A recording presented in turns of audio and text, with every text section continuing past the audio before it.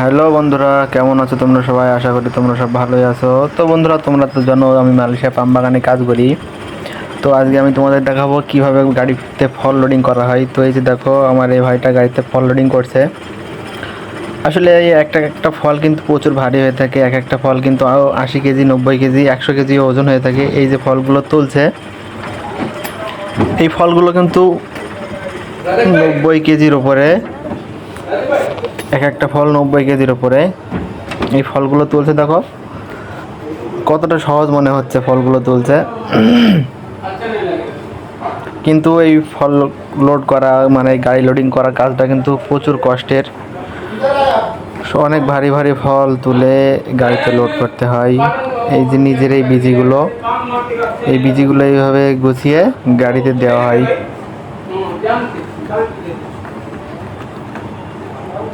তারপরে আলাদা লোক রাখা হয় যে বিজিগুলো, ছোটা ছোটা বিজিগুলো পড়ে থাকে সেইগুলো গোছানোর জন্য। সেই ফলগুলো গোছানোর জন্য আলাদা লোক রাখা হয়। এই ফলগুলো গুছিয়ে এক জায়গায় করে রাখা হয়, তারপরে আবার তুলে নিয়ে যাই। তো যারা এই ফল লোডিং করে তাদের কিন্তু প্রচুর পরিমাণে কষ্ট হয়, প্রচুর কষ্ট করতে হয়। আসলে পাম বাগানে যেসব কাজগুলো প্রত্যেকটাই কিন্তু ভারী কাজ।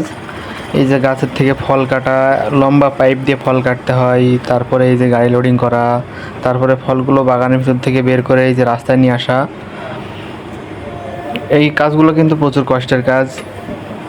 আর এই কাজগুলো কিন্তু ভালো একটা শক্তিশালী মানুষ ছাড়া করতে পারে না।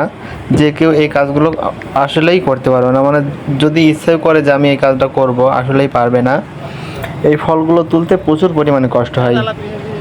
তো দেখো, এই যে এই জায়গা থেকে ফলগুলো তোলা হয়ে গেছে, আর এক জায়গায় যাবে গাড়ি কিন্তু এই যে এই রাস্তা দিয়ে গাড়ি কিন্তু যাবে। আর ওই যে বাগানের ভিতরে যে ফলগুলো, সেই ফলগুলো কিন্তু বাইরে এইভাবে নিয়ে আসা হবে। তো এই যে দেখো কিভাবে তুলছে ফলগুলো, দেখতে থাকো।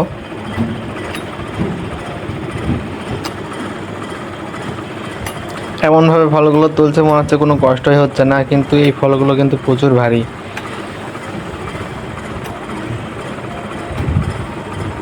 আর মেন প্রবলেম হচ্ছে এই ফলগুলোতে প্রচুর পরিমাণে কাঁটা থাকে, দেখো অনেক বড় বড় কাঁটা।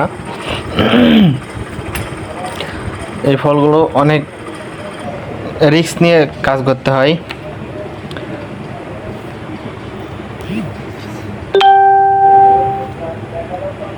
তো বন্ধুরা, ভিডিওটা কেমন লাগলো, মালয়েশিয়া পাম বাগানের কাজটা, সেটা কিন্তু অবশ্যই তোমরা কমেন্টে জানাবে। ভিডিওটা যদি তোমাদেরকে ভালো লাগে অবশ্যই শেয়ার করবে, লাইক করবে, কমেন্ট করবে। তোমাদের কাছে একটা আশা, তোমরা যদি উৎসাহ না দাও তাহলে ভিডিও বানাতে ভালো লাগে না। এই জন্য তোমাদের থেকে উৎসাহ চাই। তোমরা যতটা উৎসাহ দেবে ততটাই কিন্তু ভালো লাগবে, এবং পাশে থাকবে, সাপোর্ট করবে।